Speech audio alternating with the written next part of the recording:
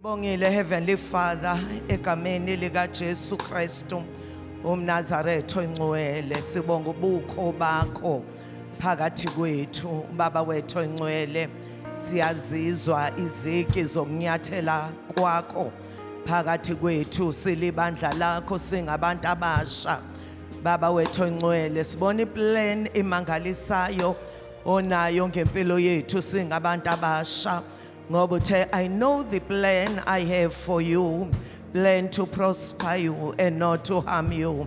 Baba siyathandaza egameni lika Jesu Kristu ukuthi umuso ongaka wokuhanjelwa nguwe singabantu abasha siubambe ngezandla zombili.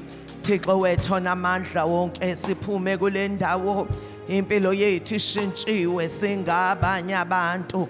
Baba wethu onamandla wonke ngoba uma sikuKristu Jesu baba wethu ongcwele sizidalwa ezintsha okwaqala kudlulile bheka sekuvela okusha iziqalekiso zemndeni asinamandla phezukwethu baba wethu ongcwele amanzi amnyama baba wethu ongcwele awanamandla phezukwethu nama altars noma nhlobo luni baba wethu ongcwele lamagama ethu abizwa khona saboshwa singabalesi sibongo kodwa sibonga ukuthi uma sesikuwe baba wethu ongcwele usathane usephansi kwenyawo zethu siyabonga ngabantwana bakho khulume ngabo basebenzisile Thixo wethu onamandla wonke Nkosi yami ukhuluma inhliziyo yakho kuze kuqaqeke ibopho ezibambe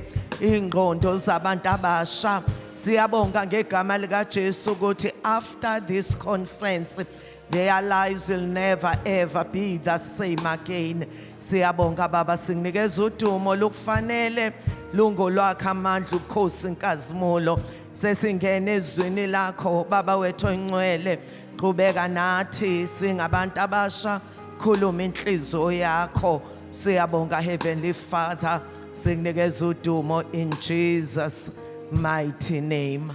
Hallelujah. Hallelujah. Hallelujah. Bakhona abantu abasha la endlini. Hallelujah. Bengifuna ukuzwa umsindo ongcwele ngizwa amakhwela abakwazi ukukikiza bakikize babonga uThixo. What a divine appointment. Hallelujah, hallelujah, hallelujah, hallelujah. Thank you Jesus. Oh hallelujah. Tshela lo seduze kwakho ukuthi ngishintshiwe indlela engize ngayo angisahambi ngayo. Hallelujah. Thank you Jesus. And awumtsheli mtshele yezwakala bazalwane ngoba uyadeclare kwele mimoya wo hallelujah ukuthi izinto namhlanje zishintshile. Hallelujah. Asiphinde shayela umoya ingcwele izandla kakhulu kuzwakala ukuthi inkonzo yabantu abasha. What an empowerment. Oh hallelujah. Thank you Jesus. Hallelujah. Amen. Ngicela sithi gozololo bantu abasha. Hallelujah. Amen. Ithi ngiyambonga uNkulunkulu ngokuba umuntu omusha. Zisho wena ngiyambonga uNkulunkulu ngokuthi ngiwumuntu omusha. Amen. So you need to enjoy isikhathi uThixo akuphe sona sokuthi ube ngumuntu omusha kakhulu ube sendlini kaJehova kakhulu uzwe izinto ezinkulu kangaka abanye abantu abasha abangazange baze bazizwe. Amen. Siyambonga uThixo bazalwane okumnandi. Sahlezi phansi ngicabanga ukuthi nobaba ufila kanjalo ngendlela engifila ngayo ukuthi bazalwane yo hallelujah hallelujah abantwana bala endlini labo uThixo abasebenzisa ngalolu hlobo ake shayile izulu izandla. Hallelujah, hallelujah, hallelujah. Amen. Siyambonga kakhulu uThixo bazalwane. Amen. Ngokuthobeka okukhulu ngiyathanda ukubingelela umoya oyingcwele khona phakathi kwethu. Amen. Sibingelele kakhulu abe leadership baba nomama bakhona ngegama elihle lenkosi ethu Jesu, all the workers of the church. Sibingelele bazalwane nabantwana bethu uNkulunkulu abasebenzisile ngendlela ezahlukene. Amen. MC siphathele uhlelo siyabonga kakhulu. Amen. Siyabonga bazalwane nalapha ngemuva kwamedia bonke ama departments. Hallelujah. Bese ngibingelela kakhulu my darling husband ubaba Mahlaba kwelihle igama lenkosi ethu Jesu. Hallelujah. Amen. Hallelujah. Siyambonga uThixo ngombono awubeke enhlizweni yakhe ukuthi ku-empowerishwe abantu abasha. Amen. And siyafisa bazalwane ongathi ningayizwa lento esenhlizweni kababa okuyinhliziyo kamoya oyingcwele afuna yenzeke ngempilo zabantu abasha. Amen. Ngoba uNkulunkulu akaqali ngomuntu engaqedanga ngaye. Amen. So ke kukuwe ukuthi ufa lento uNkulunkulu akudalela yona uyi-achievile yini, kodwa uThixo kwelakhe side usuke seqedile. Amen. So siyafuna bazalwane ukuthi kube serious enhlizweni zenu nanokuthi le ndawo elapha ka next door. Amen. Esithengayo sifuna ku-empowerishwe abantu abasha okwangempela. Amen. Kwimikhakha yonke yokuphila kwabo. Sinayo imaterial la ekhaya, uyezwa nje ukuthi wonke ama speakers alimithwa isikhathi kodwa kugcwele emgodleni. Amen. So uNkulunkulu akasisize bazalwane leya ndawo ingeyethu for i-youth center ngegama lika Jesu. Hallelujah. Amen. Kuhlale kubuzwa kuthiwa uyini umsebenzi webandla. Amen. So ke kufanele bazalwane sibonakalise ukuthi ubukho bethu njengebandla benza i-impact engakanani kwi-community. Amen. Khona abantu abasha othola ukuthi la baqedwa uphuzo idakwamizwa la endaweni yaseVerelem. Amen. So ke njengoba uThixo esibeke la kufanele sazi ukuthi sinjengomuzo wakhiwe entabeni ongesitheke kufanele si-impact le ndawo. Amen. So ke lo 500,000 bazalwane into nje esingayenza kalula ukuthi si-investe kwi-kingdom kaThixo. Amen. Ukuthi abantu abasha babe nendawo yabo la bezo empowerishwa khona. Uyeza ukuthi akukho okungahlangatshezwanga okuyisidingo somuntu omusha. Amen. Hallelujah. So ke sikhuluma bazalwane i-theme yale conference ithi fight your way to success as a young person. Amen. Fight your way. Hallelujah. Ngoba umuntu omusha bazalwane ongezuzimisela ukulwa uzoba i-victim of circumstances, anqotshwe izinto anamandla okuzinqoba. Amen. Ngicela sifunde laphana kuNumbers chapter 13 uzongifundela nje kuverse 30. Hallelujah. Numbers chapter 13 kuverse 30. Hallelujah. kufundeka kanje. uKhalebi wathulisa abantu phambi kaMose wathi, masenyuke khona manje silidle ngokuba sinamandla okulinqoba. Ngokuba sinjani? Sinamandla okulinqoba. Then Caleb quieted the people before Moses and said, let us go up at once and take possession, for we are well able to overcome it. We are well able to overcome it. Sicela usibongele Mama Nkosi. Yabonga baba izwi lakho olikhuluma kithi emini. Siyamukela ngentobeko, siyamukela ngokubonga okukhulu egameni lenkosi uJesu. Moya ongcwele insika yethu lambule lelizwi kithi, likhulumise lelizwi kithi. Siphe futhi ukulenza moya ongcwele singagcini ngokulizwa egameni lenkosi uJesu waseNazaretha. Amen. Amen. Siyabonga kakhulu. Ngifuna ke uzisho wena muntu omusha ukuthi I'm well able to overcome. Awekho ama-overcomers. I'm well able to. Akuzwakale bazalwane ukuthi singabantu abasha abahlanzwe ngegazi. Amen. Ngoba kuyaliwa siyasuka kwi-comfort zone. Amen. Uzoba yilento uThixo akudalele yona. The devil likes it or not. Amen. Kade ulokhu khala usemgodini kodwa namhlanje uyaphuma kulomgodi ngegama lika Jesu. Amen. Hallelujah. Hallelujah. Hayi ngamandla akho kodwa ngamandla kaMoya Oyingcwele ekuwe. Kuyezwakala bazalwane.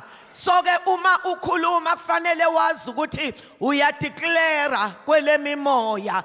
There's a great shift in heavenlies uma ukhuluma. Amen. So ke yithi I'm well able to overcome. Noma yini lemi phambi kwakho, you are well able to overcome it. Amen.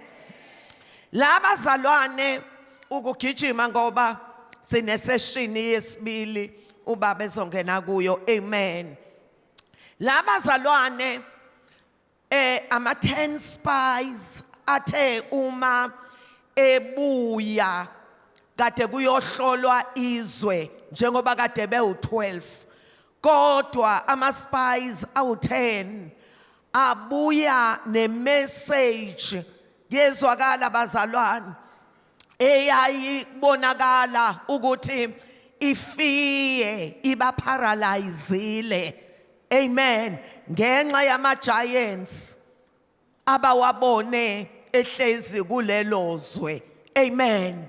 Kuyabonakala bazalwane ukuthi lento abayikhulumayo lama spies ingoba ikhona into abafike bayibona yabenza baba paralyzed base bekhuluma ilanguage yesimo kanti thina sibona abantu besimo.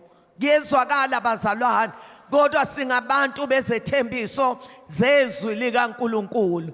Kodwa ngithanda uCaleb bazalwane ngoba uCaleb noJoshua ibona bobabili ababuya ne-message eyayiqunga impi noma ibandla likaNkulunkulu ngesibindi. Ingako uCaleb wema ngefaith wathi asingene silidle izwe uJehova usinikezile lona. Kuyezwakala bazalwane. Uthini uCaleb? Uthi asingene silidle izwe ngoba uJehova usinikezile lona. Ukuthi lihleza ama giants kufana nokuthi awekho ekhona ngoba uNkulunkulu usinikezile lelizwe. Kuyezwakala bazalwane. Siyangena siyalidla ngamandla uNkulunkulu asinikeze wona. Amen. Kodwa kuyabonakala bazalwane ukuthi imajority ibuya nemessage yokuthi asikwazi ukuthi singangena kulelizwe silidle ngoba abantu bakhona bangama giants bayingcikimbela basho into abayibonile futhi enjani ekhona. Amen. Kuyabonakala ukuthi ifiye ihamba nabantu abaningi. Amen. Ngoba abawu-10 babuya ne-message efaka amanzi emadolweni esizwe sikaNkulunkulu. Amen. Bathi ngeke silunge, silibonile izwe lihle futhi linjengoba kushiwo, but we seemed like grasshoppers in our own eyes. Kuyezwakala bazalwane, uSathane ubanikeza false image or imagination about themselves. Bazibone emehlweni abo bona benjengama grasshoppers. Amen. Phambi kwezitha zabo, ngoba uSathane uyakwenza ube ne-identity crisis. Athi uNkulunkulu athi you are more than conqueror, kodwa uzibone wena uyi-grasshopper phambi kwezitha zakho in your own eyes. Amen. Only 2 abebephethe imessage equnga isibindi. Uthi Caleb, let us go at once and possess the land, ngoba uNkulunkulu usinikezile lona. Akasinikezanga ngoba ama giants engekho. Kusho ukuthi the fact ukuthi uNkulunkulu usinikezile lona kusho ukuthi ama giants awekho ekhona. Niyangizwa bazalwane? So ke kule conference bazalwane, izulu umuntu omusha lizokutshela ukuthi indlela obubuka ngayo izinto, kodwa namhlanje shintsha uzibuke ngendlela uNkulunkulu azibuka ngayo, ukhulume ilanguage le uNkulunkulu ayikhulumayo. Amen. Ngoba izulu lizokutshela ukuthi you are not a victim but you are victorious. Amen. So then don't let your past dictate your future. Yezwakala bazalwane, uJehova uzokwazisa leyo nto umuntu omusha ukuthi you were born to be successful. Amen. So ke ungashunyayezwa i-background yakho, ungashunyayezwa ukuthi uzalwe kuliphi uhlobo lwefamily. Amen. Uyitshela ukuthi angisiyona lento uSathane athi ngiyiyo, abantu abathi ngiyiyo, isimo esithi ngiyiyo, ngilento uThixo angidalela ukuthi ngibe yiyo no matter what. Yezwakala bazalwane, noma uSathane umuntu omusha uye wakushaya walala phansi, yezwakala, kodwa yithi usulele phansi uthi lalela Sathane, ungajabuli ngokuwa kwami sitha sami, ngoba olungileyo noma ngawa uyovuka 7 times.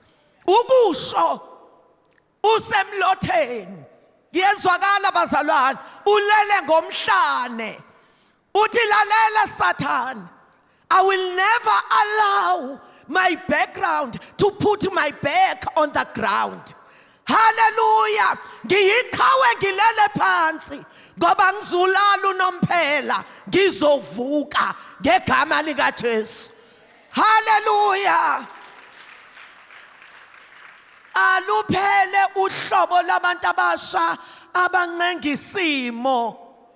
Kuyezwakala bazalwane, uhlalo ngathi uzocela usawoti ubuthengwe ngegazi. Ngiyezwakala bazalwane. Haleluya.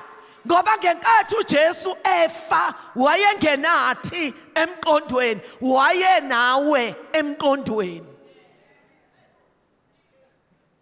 So ke uNkulunkulu mekhuluma yiba nento yokuthi I don't care noma lo hlezi eduze kwami akezwa, mina ngiyezwa. Ngoba uNkulunkulu uyakwazi ukuthi athi akuplanwe inkonzo kanti kunalomuntu azomdeliverisha ngenxa yezinto enkulu azibeke kuyena. The devil is a liar. Ngifuna ukusho uSathane ebhekile ukuthi awuzuqhubeka ube yinto kade uyiyo izolo, namhlanje kunamuhla zashintsha izinto ngegama lika Jesu. Ngeke abantu abasha silokhu sababaza u1976 abantu abasha abalwa. Ngiyezwakala bazalwane. Bagijima beya phambili bephethe amatshe bebhekene nabantu abaphethe ibhamu ngoba umuntu omusha unamandla.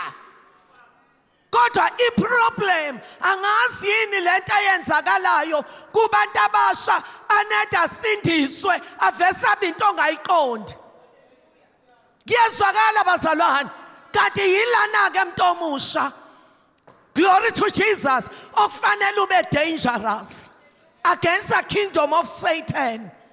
Uthi noma uyavuka ekseni athi uSathane umezwa ama footsteps akho angangazela athi we wavuka kaze uzongenzani namhlanje.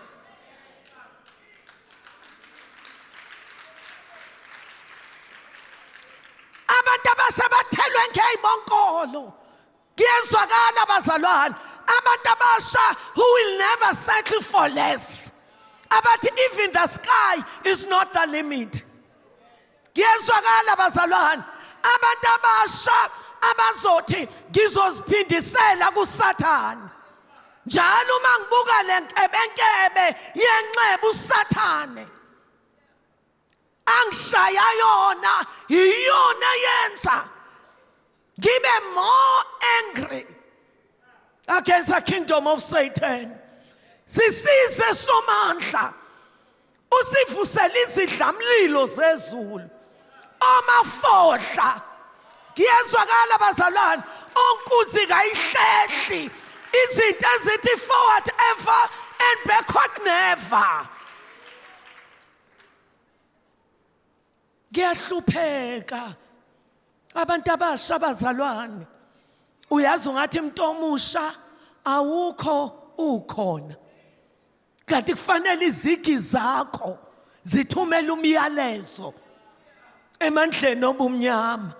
Kuyezwakala bazalwane ngoba uphethe igama elinamandla, igama lika Jesu. Wo haleluya. Uma uthi Jesus khonito enyakazayo. Ngiyezwakala bazalwane. Ngisho amadimoni abamba ifamily yakho athi inkinga yilo osuke wasindiswa. Singama devil disturbers. Ngiyezwakala bazalwane. Azingaqhubeka izinto njengasekuqaleni ungakasindiswa. Uyakwazi ukude ucommand ama situations. Ngiyezwakala bazalwane. Uyakwazi ukudiliza ama altar amiselwe ifamily yakho.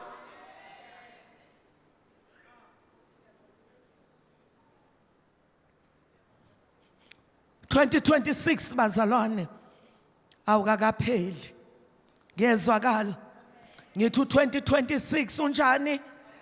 Awukakapheli kule nyanga lezi ezisasele. uNkulunkulu ufuna ukwenza amahololo ngempilo yakho.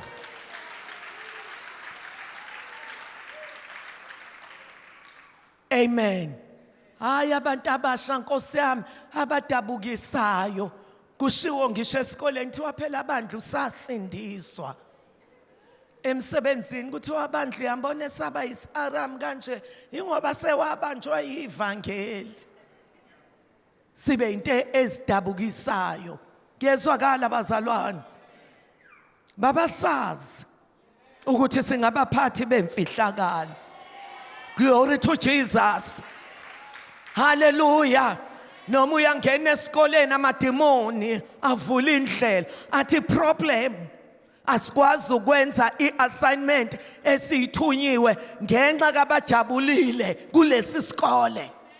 Ngiyezwakala bazalwane ngenxa kaMthokozisi kule company. Glory to Jesus. Bantu abasha ngegama lika Jesu. Hallelujah. Asiphakame and take our position. Ngegama lika Jesu. Hallelujah.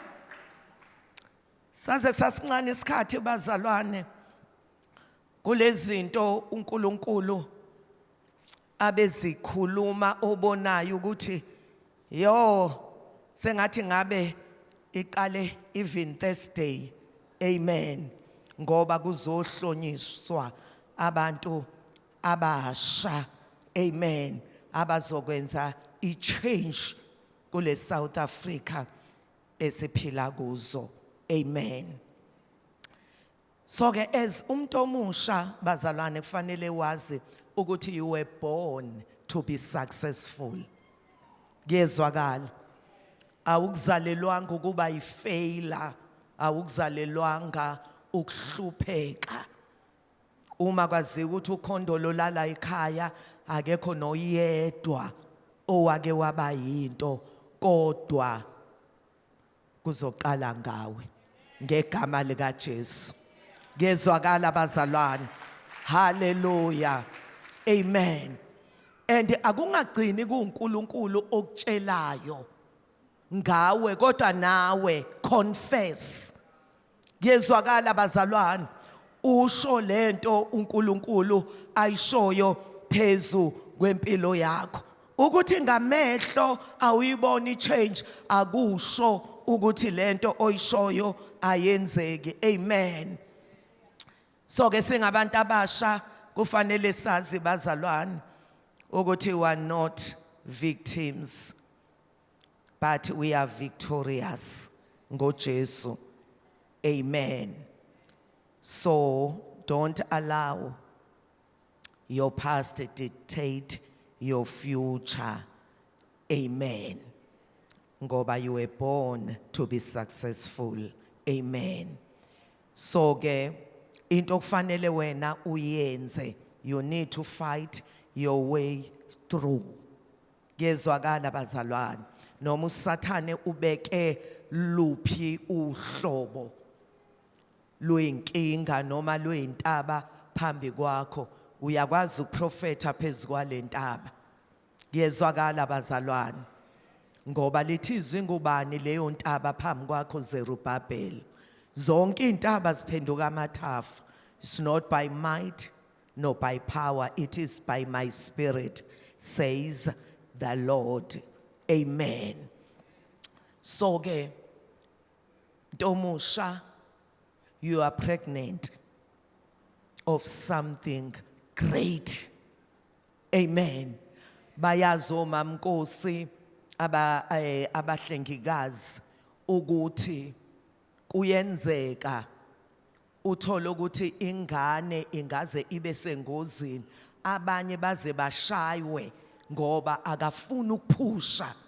Ngezwakala bazalwane, kanti ingane sekufika isikhathi sokuthi yenze njani iphume kodwa umama akafuni ukuphusha, kuthi waphusha. Ngezwakala bazalwane. So ke namanje umoya oyingcwele ngale conference bantu abasha uthi uThixo phusha your success ila kuwe, phusha. Amen. Push until something happens. Glory to Jesus. Uthi, I will never give up. Kiyezwakala. I don't care ama-labor pains athini, but I will push. Glory to Jesus. Izalwe lento engipregnant kuyo. Ubaba udla ngokusho ukuthi life will never give you what you deserve, but what you fight for.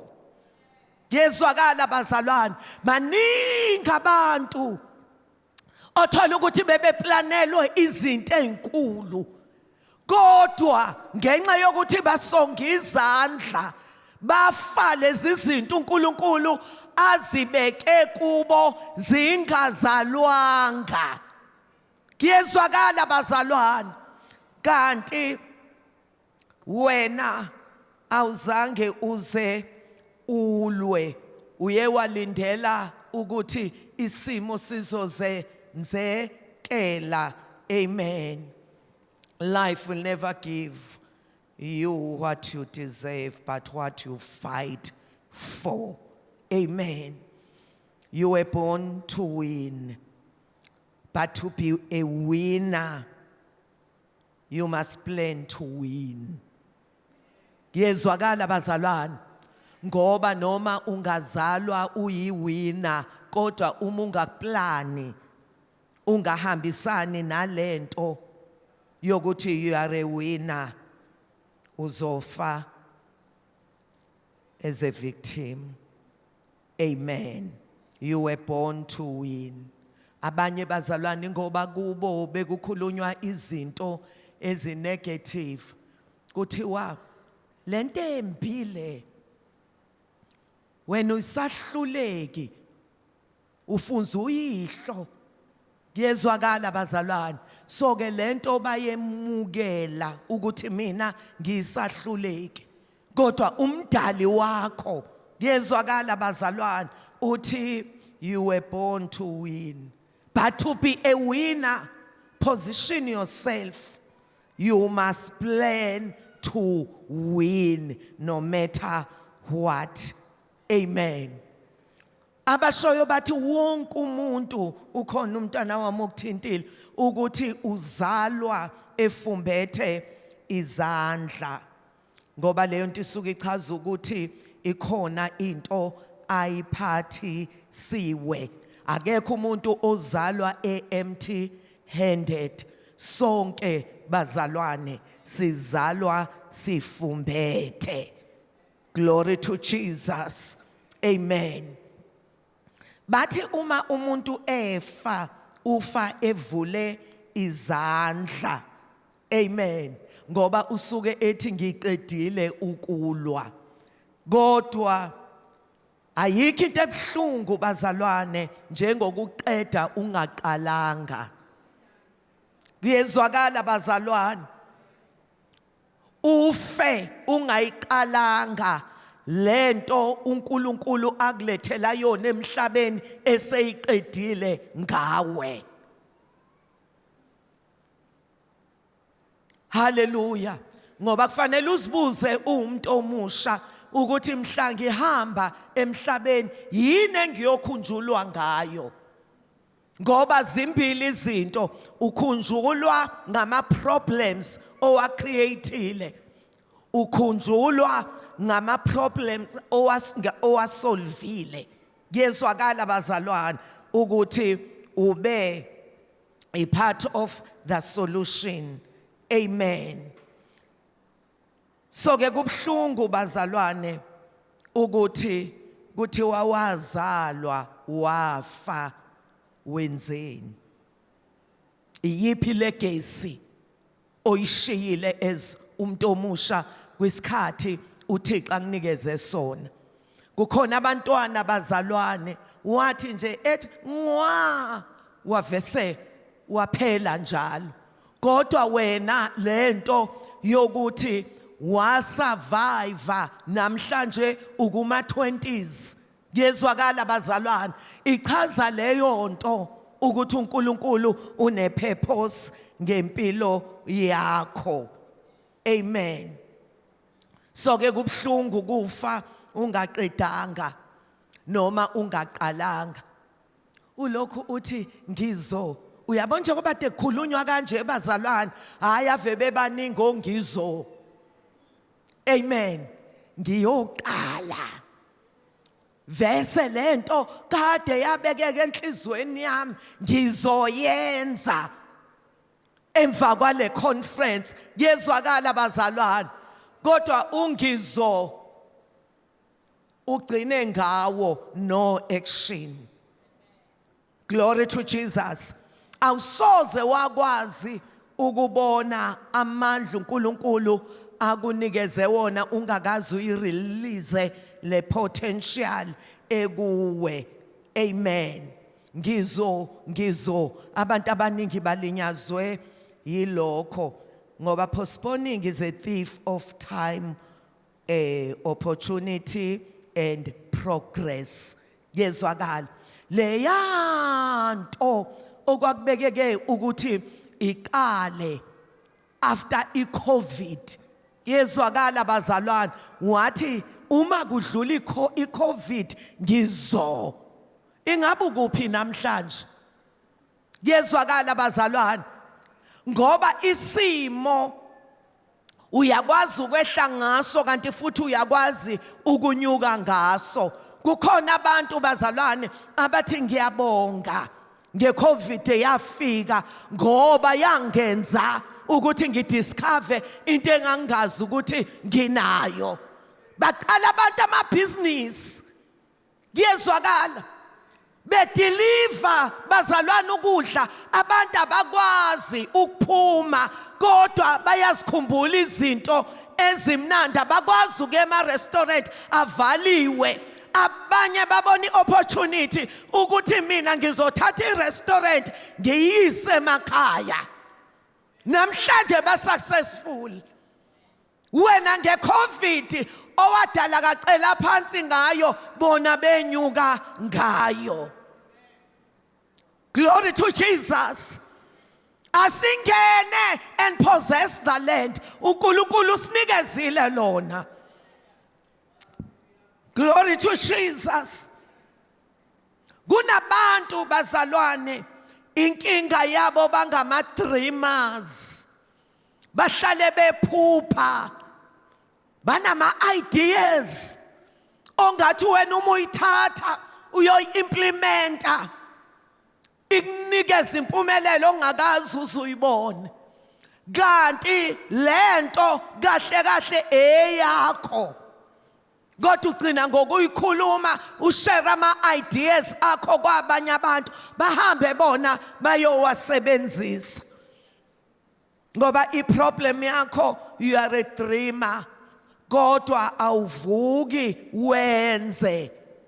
Yezwakala bazalwane, ngoba ukuphupha akuzushintsha isimo kodwa ukuvuka uyenze lento oyiphuphile. Amen. Ungaba nevision enkulu kodwa if you don't implement your vision, is just a daydream. Yezwakala bazalwane, fana nomuntu ophupha emini. Execution is what transforms great ideas into reality. Yezwakala bazalwane. Amen. A vision without action is called a daydream. But then again, action without a vision is called a nightmare. Kuyezwakala abantu abasha. Asikhulumela ukuthi nibe excited, but sikhulumela ukuthi bazalwane phumani niyo achieve ama goals enu. Yezwakala lento uNkulunkulu ayibeke kuwe, njengoba lokho ukhala uthi umalume ucebile kodwa akasizi ngalutho, wenze kahle. Yezwakala bazalwane, ngoba uma umalume wakho yena owaphupha wavuka wayi-implementa into ayiphuphayo ukude namhlanje. Yezwakala kukhona ezinye izinto oyucabanga ukuthi uyamsiza umuntu kanti uyamlimaza. Yezwakala bazalwane, Omunye wake wakhuluma ngebutterfly, wathi hamba wabona ibutterfly ikule cocoon. Amen. So ke iyalwa nale cocoon ukuthi iphume ngoba kuyabonakala ukuthi sekufika isikhathi sokuthi injani iphume, kodwa le cocoon ayivumi. Yezwakala bazalwane ukuvuleka, wavese wayidabukela le butterfly, wase ehlakaza le cocoon. Instead ukuthi le butterfly indize, yavese yaba paralyzed. Yezwakala bazalwane ngoba ngalesi sikhathi kadidibula iprocess. Yezwakala bazalwane kulekelela yona kuqinisa ama muscles. Amen. So ke kunabantu bazalwane othola ukuthi ngenkathi uthi uyabasiza bangadluli kuma process okufanele badlule kuba bazoqinisa ama muscles, bazoba paralyzed for the rest of their lives. Amen. Abantu abazohlala emgodini, kuyezwakala bathi ukhona ubhuti. Niyangizwa bazalwane, ubhuti wethu uyi-multi-millionaire kodwa waphuma kwikhukhuni. Kuyezwakala bazalwane, wathi force his way out kanti umile ama muscles, wena waba paralyzed. Into oyiphiwayo, kuyezwakala bazalwane, angeke izikufikise kwi-destiny. Kodwa if you release your potential, kuyezwakala bazalwane, oh hallelujah, even the sky is not the limit. Yingakho phela uDavide ethi kwangilungela ukuba ngihlushwe ukuze ngifunde indlela zikaThixo, ngingakahlushwa ngaduka. Kunabantu okuyaye ekhulunywe ngathiwa hawu lokhu angitsizwa yalutho lo utemtem, kuyabonakala ukuthi lo akashayiwanga. Kuyezwakala bazalwane ngoba umuntu owaqhathwa, glory to Jesus, ugaina iskill namandla ukuthi noma yini emephambi kwakhe athi ngeke mina ngize ngihluleke. I was born to be successful. Noma kumudonga uyalitshela udonga ukuthi lalela donga ngiyadlula la. It's either uyaphakama ngicusha ngaphansi noma uyehla ngigijima ngaphezulu. Kuyezwakala bazalwane, we are not under circumstances, we are above. Glory to Jesus. Kwesinye isikhathi kube sengathi izinto ziyadelaya kanti uNkulunkulu ubhizi wakha wena. Kuyezwakala bazalwane ngenxa yezinto ezinkulu azibeke empilweni yakho. Uzusho ukuthi hey buka nje osibani bani sasihlupheka nabo, sasishizila nabo, kodwa manje usangikhohlwa. Kuyezwakala bazalwane, utshela wena ukuthi nawe unamandla okuclimba le ladder, ngoba njengoba sasihlupheka nawe kodwa ukuhlupheka ikona okungithathe kwangibeka la. Uyabo ilada bazalwane linendlela eyehlayo nendlela ekhuphukayo. Yezwakala, ungehla ngelada kanti futhi ungakhuphuka ngelada. So ke zikhona izinto eziba inkinga empilweni yakho ucabanga ukuthi zizokudestroya kanti lezi zinto uzokhuphuka ngazo, abanye behla ngazo. Glory to Jesus. Sisize Thixo ngabantu abasha abala endlini. Amen. Hallelujah. Hallelujah. Let us go at once and possess the land. uNkulunkulu usinikezile lona. Amen. So abantu ababengama characters aye uNkulunkulu wasebenza ngabo mostly kube ngabantu abasha eBhayibhelini. Amen. So ke uNkulunkulu owabasebenzisa is the same yesterday, today and forever. uNkulunkulu akaguquki. Amen. uNkulunkulu usebenze ngabantu abasha ezweni lakhe in spite of their backgrounds. Amen. Uma sifunda kuma Judges ku chapter 11 verse 1 kukhulunywa ngoJeftha, kuthiwa Jeftha the Gileadite was a mighty warrior. Kuyezwakala bazalwane. Kuthiwani ngaye was a mighty warrior. His father was Gilead. His mother was a prostitute. Niyangizwa bazalwane. Umuntu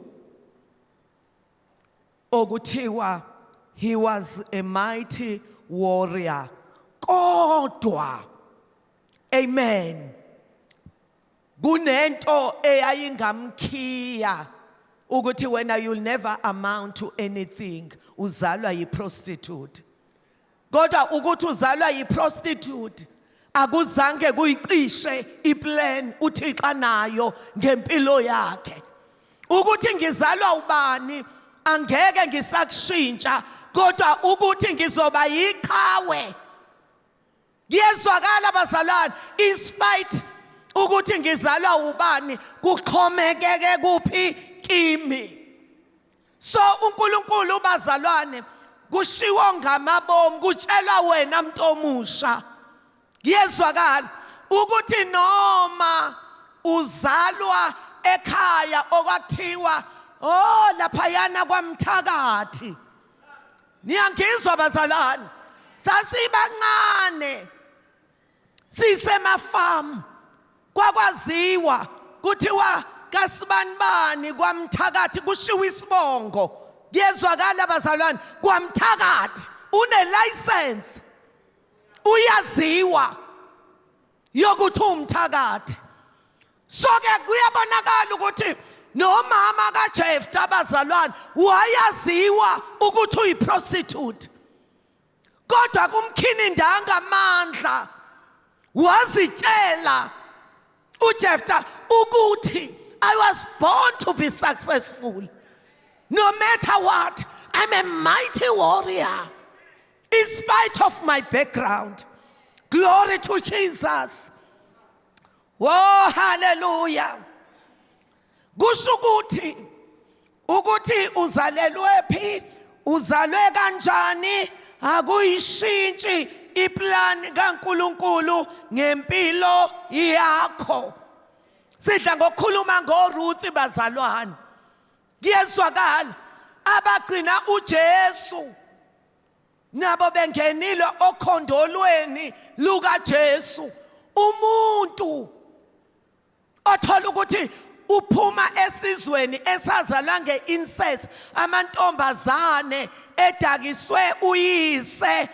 Kuyezwakala bazalwane, angena alala naye engazi ubaba uphuma nongena kwakhe. Kwazala uMowabi omunye wamadodana, uRuth uphuma kuleso sizwe. Kuyezwakala bazalwane, kodwa uRuth ngenxa ye decision ayithatha empilweni yakhe ukuthi I will hold on kuNaomi. Angiyazi indlela yeBethlehem eJuda, kodwa engihamba nayo uyayazi.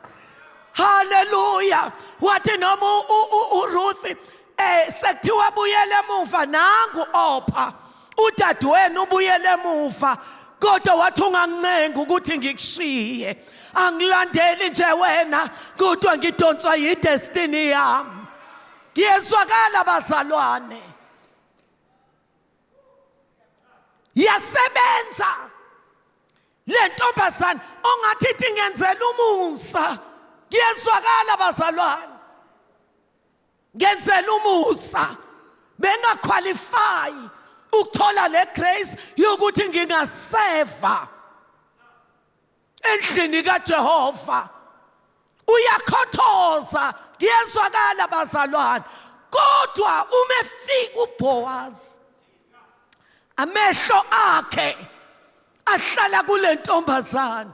Wathi ngeyakabani leya ntombazane? Kuyezwakala bazalwane. Wathi lo obagadile ensimini, wathi kuthiwa intombazane yakwaMoab efike noNawomi. Isebenzile kusukela ekseni, ayizange iphumule. Kuyezwakala bazalwane. Kanti uphendla indlela yakhe unaware. Lensimi abekhothoza kuyo, lensimu abeshiyelwa ikhwebu, kanti uzoyiowna. Kuyezwakala bazalwane. Ngoba izolo lakho alikwazi ukushintsha ikusasa lakho. Ikusasa lakho, kuyezwakala bazalwane, okufanele lithi bye bye my yesterday. Oh hallelujah, hallelujah.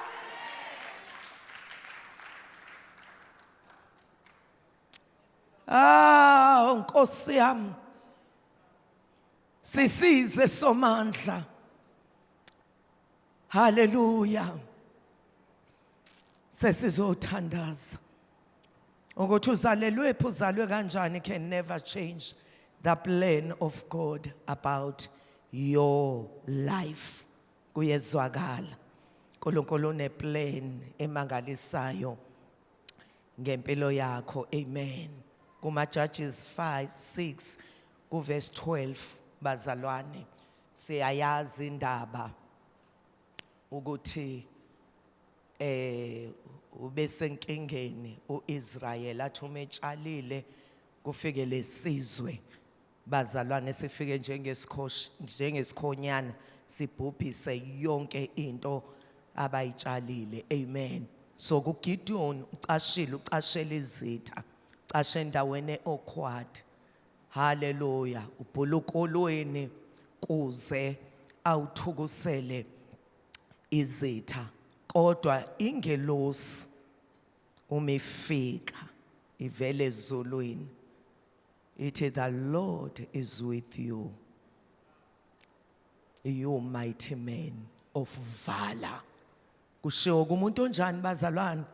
Ocashile, kodwa izulu limbiza ngento elamenza abayiyo, alimbizi ngesimo akuso njengamanje. Amen. So ke sinabantu abasha la endlini. Amen.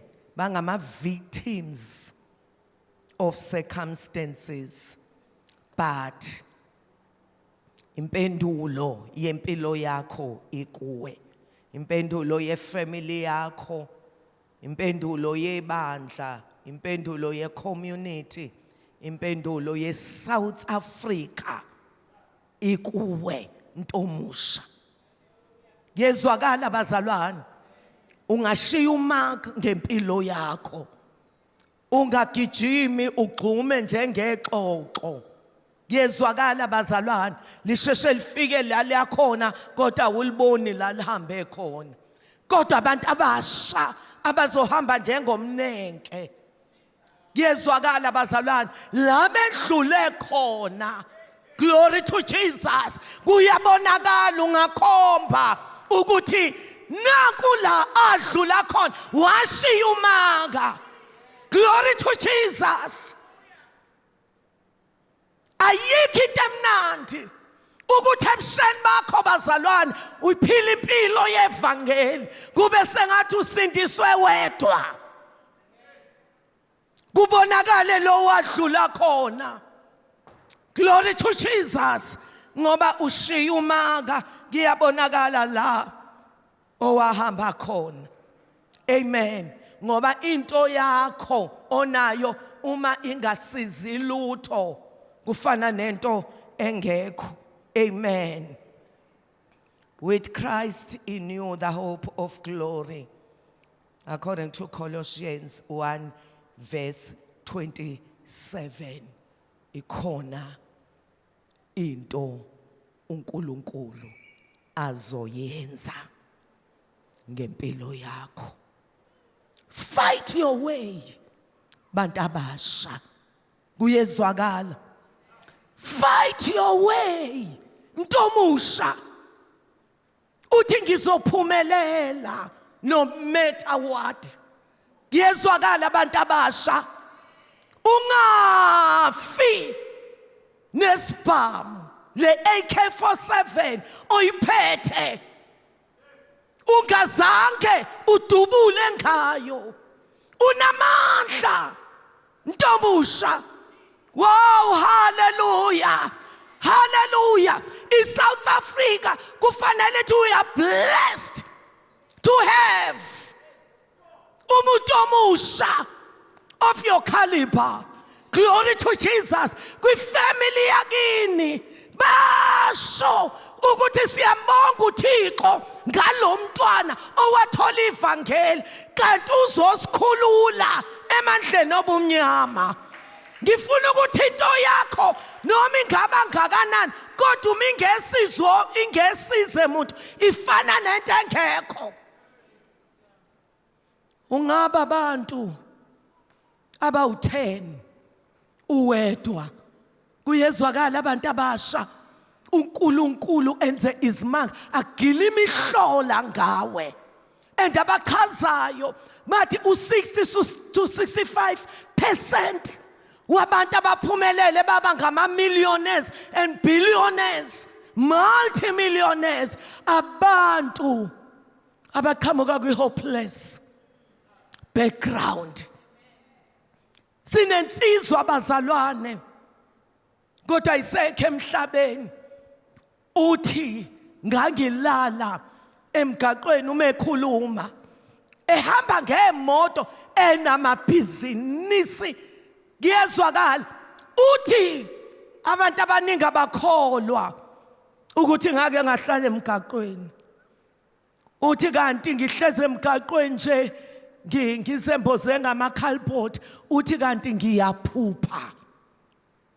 Niyangizwa bazalwane ukuthi isimo singithathe sangibeka la kodwa siyishintshe identity yami.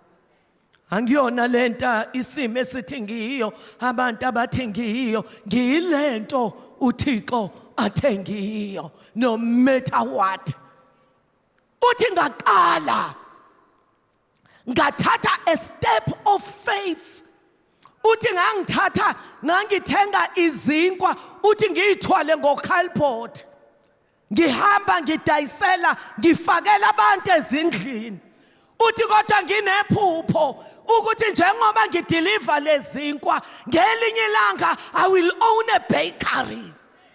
Glory to Jesus. Ngoba babengaza babembona ehlezi lapho ukuthi uhlezi uyaphupha. Kodwa akagcinanga ngokuphupha, wavuka wayi-implementa lento. Qala lokuqaleka khona. Ngiqalephi ma? Qala lokuqaleka khona. Kuze ngifike la ngiqale estebhisini. Soqala bengeke ngivesa ngiyithole sengila. Never despise the small beginnings. Kuyezwakala bazalwane ngoba ezinye izinto uyaye ushikile kanti ushikilela abantu ozoba empowerisha kusasa. Glory to Jesus. Ngoba umuntu bazalwane uyincwadi. Oh hallelujah. Enama pages amaningi nama topics ahlukene. Ntomusha kulesikhathi uNkulunkulu anginikeze sona sisebenzise ungathi uyasha. Uma nje uneminwe ewu10 unamadoda awu10 aredi ukusetshenziswa awayishaya itoyitoyi, awafuna ukhushulelwa imali. Yezwakala bazalwane. And fear yakho ukuqala. Ukube ngesabele step sokuqala mengeke ngize ngifike la. Yezwakala bazalwane. Noma abantu bekubona uselaphaya batshela ukuthi angipheleli la, kukhona lengiyakhona. Kwilift kuya ngawe ukuthi uma ungena eliftini upressa yiphi floor, kodwa zonke ziqala kuphi? Ilenda lapha ku ground floor, kodwa ayiphelele ku ground floor.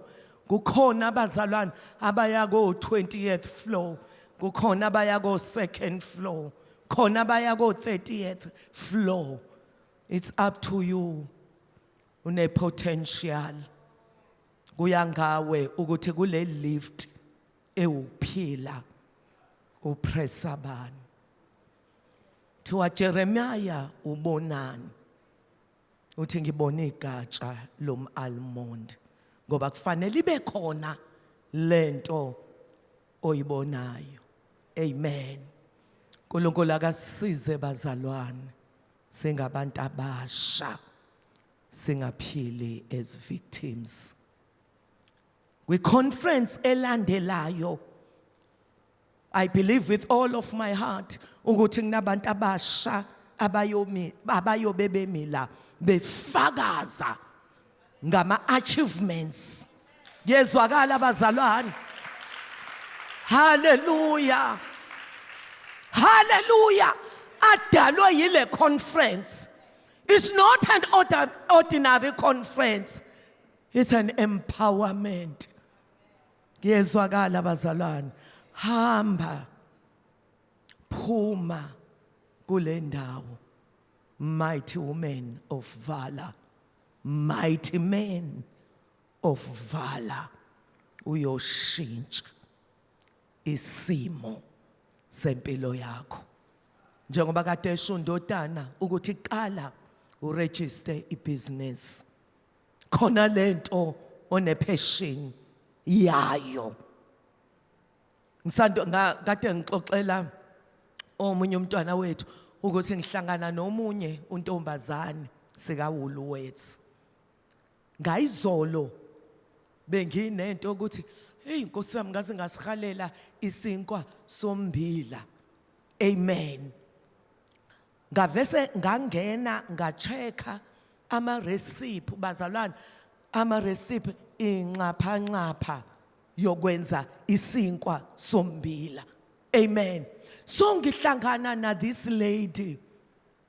Uthi engaze ngajabula ukukubona, ngiyaxolisa ukukuphazamisa. Ngithi mina ngiyabonga namgelo wami ngimake. Abesethi hey ma, inkinga nje engicela ungithandazise ngayo, umsebenzi angiwutholi. Ngavese ngathi mina girl, do you know ukuthi ungawuthola umsebenzi kungaba i-blessing in disguise. Ngithi mina ngoba ngenzeka ukuthi uNkulunkulu kunento ayibeke kuwe. Yezwakala, ngoba you are the master of your own destiny. Ngithi so ake uzicheke ukuthi yini le opassionate ngayo. Ngithi mina uyabo izolo kade ngicheka ama recipe okwenza isinkwa sombila. Ngithi angimina ngedwa osihalelayo, baningi.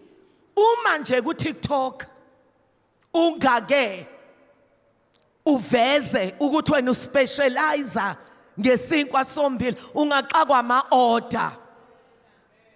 Kuyezwakala. Yonke into ekhulunywe la bazalwane, angazi ukuthi ngingathini uma uzophuma unjalo. Awukwazi ukuthi mina ngiyitholanga ichance yokufunda, kodwa le skill onaso. Yezwakala bazalwane, singapholishwa uphumelele ube i-multi-millionaire ngalento opassionate ngayo. uma ungena ko YouTube bazalwane, ungena ko TikTok, uyabona abantu abaphumelele ekutshaleni njengoba nje esho ubamncwanga. Izinto esizithenga ezitolo bazalwane azisekho right. Amen. Kodwa izinto ezitshalwa uwena uzipromote, ngiyakutshela kungaba yinto ngazuthi kodwa sonke lesi sikhathi bengizilibaziseleni. Amen. So uNkulunkulu akasize kuhlangatshezwe zonke idingo, akekho ne-excuse ukuthi mina yingoba, kodwa ukhiye ukuwe wenzani ngalezinto ozitholile. Push. Ngiyezwakala bazalwane. Push. Lento ingafeli phakathi kuwe ungayidilivanga. Push. Kubhlungu bazalwane ukubeletha. Akona amakhekhe. Kodwa uma usumzele lo mntwana uenjoywa abantu abaningi, not wena wedwa. Bonke sebethi ncuku. Kuyezwakala bazalwane, kanti wena udlule kuma labor pains. Ungawasaba ama labor pains ngoba ayisign yokuthi khona into ezalwayo. Bapha abantu abasha abathi Nkosi le conference ubuyenzele mina. Hallelujah. Cela abantu abasha abathi namhlanje ngithatha isinqumo ngokusizwa nguwe Moya Oyingcwele. Ikusasa lami alizofana nezolo lami. uNkulunkulu wami abamenza inhlekisa bazombona endlala itafula phambi kwami naphambi kwezitha zami. Ngiyavuka emlotheni ngiyayithintitha. I'm sick and tired to be sick and tired. Hallelujah. Ngicela abantu abasha abathi Thixo ngaphandle kwakho ayikho into engayenza, kodwa I can do all things through Christ who give me strength. I give myself unto you, Father. Sindisiwe phathi kade ngishikile, kodwa le conference izothi khona la kade udoba khona ungabambi lutho. Uthi ngishikile usuku lonke, kodwa uThixo oveza imana ehlane uthi iphose ejuleni. Glory to Jesus. Kuzogashuka amanetha after this conference ngegama lika Jesu. Cela umuntu omusha osho njalo. Glory to Jesus. Ugijima uze ngaphambili. I'm sick and tired ukuhlala kwi comfort zone. Oh hallelujah. Hallelujah. Jesus. Impilo ingeyakho uThixo unginikeze yona. Musukulinda abantu ukuthi bashintshe impilo yakho. The potential is within you. Give birth. Hallelujah. Kulento ikhulelo ikhona. Glory to Jesus. Ikhona lento onayo. Iyona ephethe impumelelo yakho. Iyona ezokwenza uNkulunkulu wakho avele. Ngicela ama worshipers azothandaza. Umuntu ohlezi phansi umuntu othi mina ngiright la ngikhona, kodwa umuntu othi Lord, here I am. Cela ubaba eze ngaphambili. ngegama lika Jesu. Hallelujah. Siphakamisa izandla abantu abasha as a sign of connecting to God. Nkosi yami, kuhlutshwa amakhasi awadliwa. Uma ubona amakhasi embozo anyanisi, ungawulahla lo anyanisi ngenxa yamakhasi. Kanti amakhasi awadliwa, ayahlutshwa ngoba into ephakathi iyadliwa. uNkulunkulu ukuhluba amakhasi. Glory to Jesus. Kunamakhasi obusubizwa ngawo uyisahluleki. You will never amount to anything. Wahlube lemakhasi. Glory to Jesus. Noma kade uSaul kuvela uPaul namhlanje.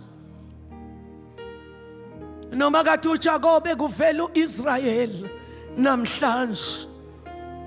Noma kade uSarai kuvela uSara namhlanje ngegama lika Jesu. Ngegama lika Jesu. Isho ngegama lika Jesu. Ngegama lika Jesu. Ngegama lika Jesu. Wow, hallelujah. Satane badedele in the name of Jesus. Receive by faith. Oh Baba, we declare upon your life, and I promise you, your life will never ever be the same again.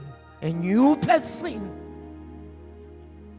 iyavela namhlanje ngegama lika Jesu. Worshippers, me and all the joy that floods my soul.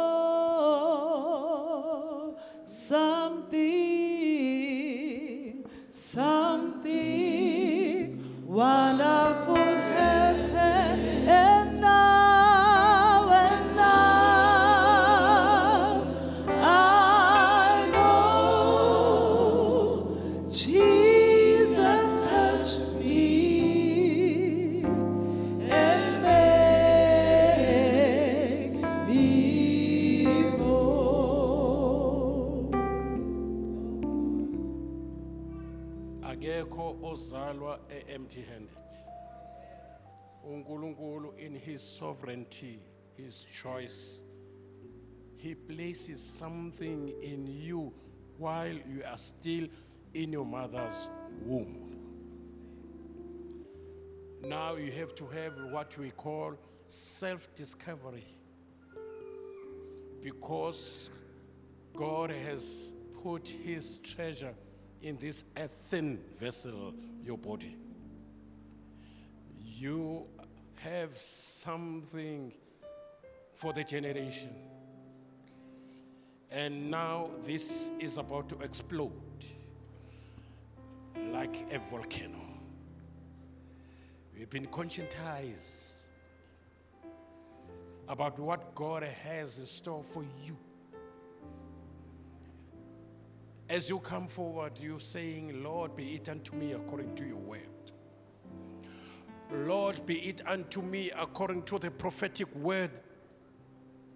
I receive every word that you have spoken over my life. I believe I can, because you have said so. I present my life to you. I avail my life to you.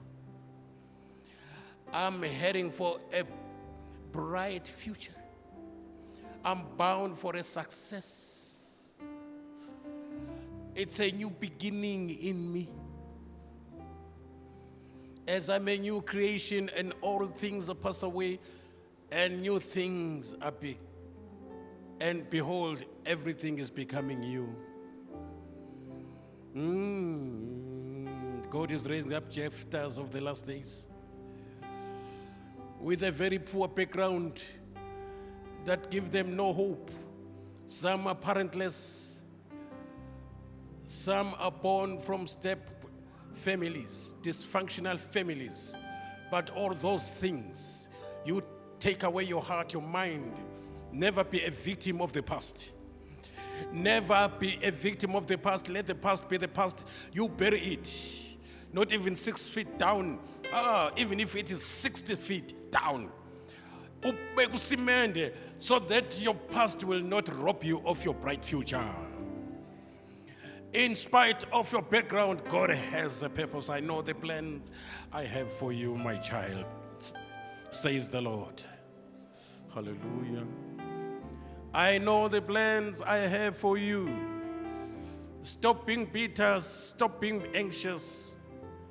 Stop being bitter. In fact, you are stopping to be a victim of the anger of the past experience. And stop being anxious.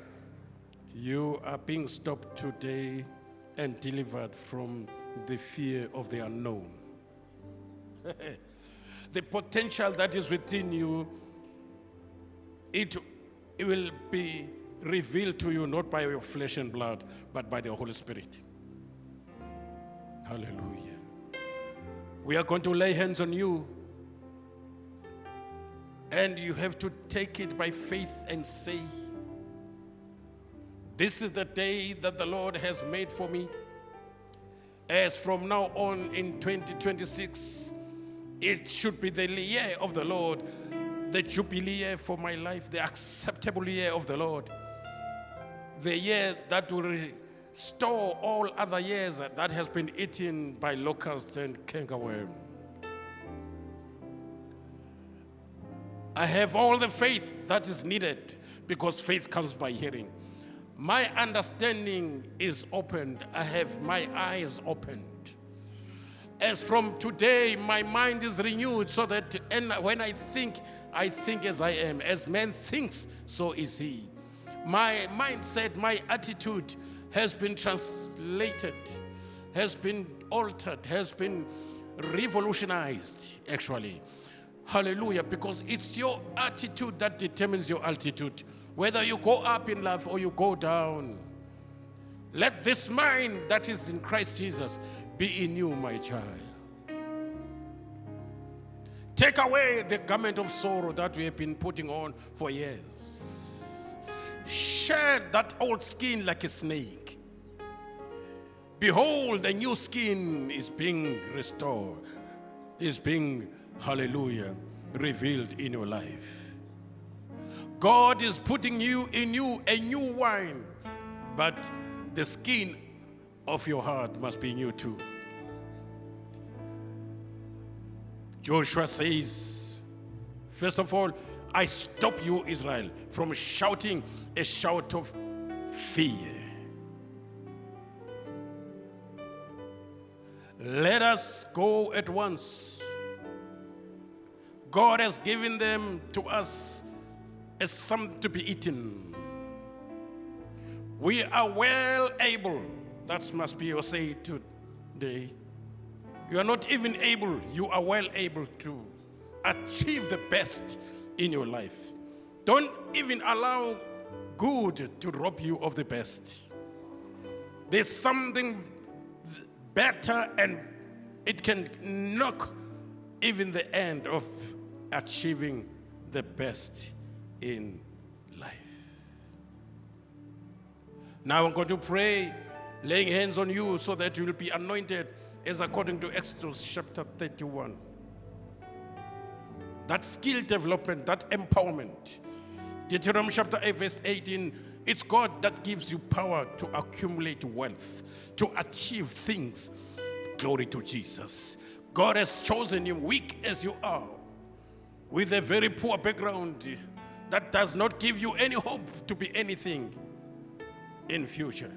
But God has chosen you, hallelujah, being weak, being ordinary, to do exploits, to do the extraordinary. Get ready for a mighty move. You are being launched by Jehovah as a missile. Glory to Jesus. Your life will never be the same again. Let's enter into agreement with God that whatever God is saying, I concur with it. Whatever God is saying this day is what I needed the most. In Jesus' name. We thank God for speakers. We thank God for the mouthpiece that God has used, Umama Mahlaba. We thank God for the uncompromising word that restores your soul. Hallelujah. A word that renews your mind. Hallelujah. Your coming in here is not going to be the same as your going out. In the name of Jesus. Hallelujah. Hallelujah.